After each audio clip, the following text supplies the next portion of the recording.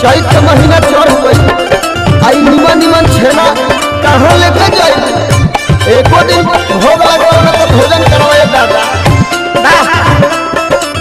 धान हरा चैत धान हमरा के खिया वरनी अपन तनी छेना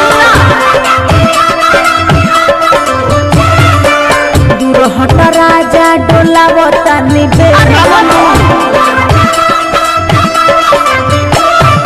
अरे बड़ा गर्मी होता हटो ना। तने हमरो पसीना होता सटा। अरे चप चप चोली करे छुअता पसीना, चप चप चोली करे छुअता पसीना।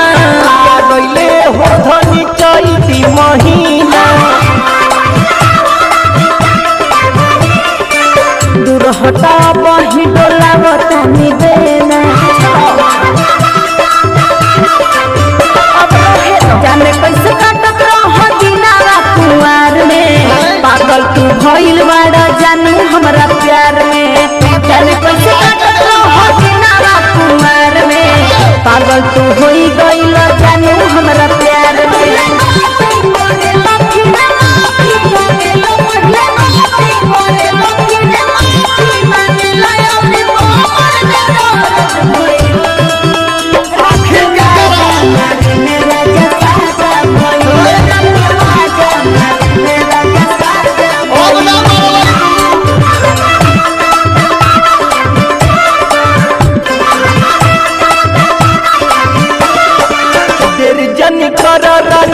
बहिया में आओ अपना मजनुआ के जनी तरसाओ। घर में घुसियाइल बाड़या में नहीं शरम। बिजली न पंखा वाला गोतावे गरम। आओ हेने फेरा रानी करवट दहीना हट होने डोलावता निबेना।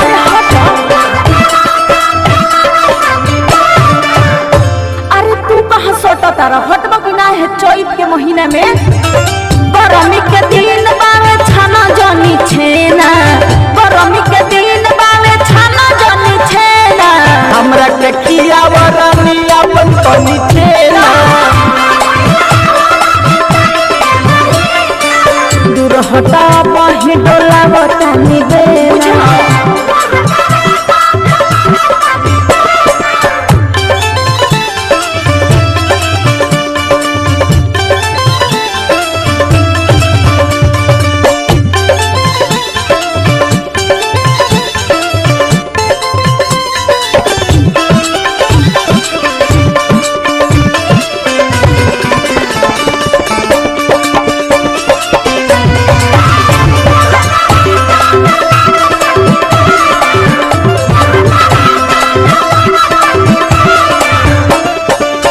करे द प्यार डार्लिंग कर जनी न खड़ा पलंग भरले पानी जोले पानी आसरा।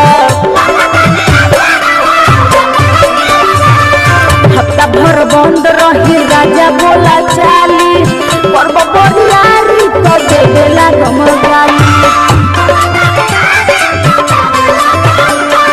छोड़ी नहीं जाइन हमें सच सच कहीना दूर हटाय बही डोलावता निबेना।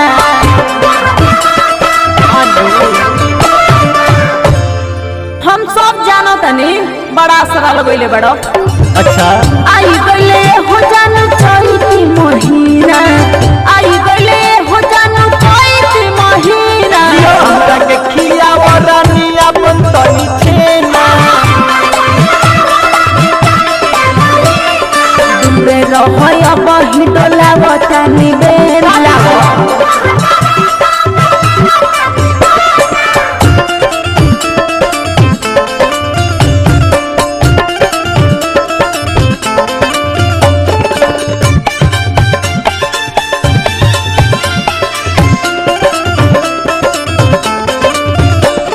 काहे जिदी आइल बाड़ू बात मन रानी फेरा जनी हमारा सारा पानी।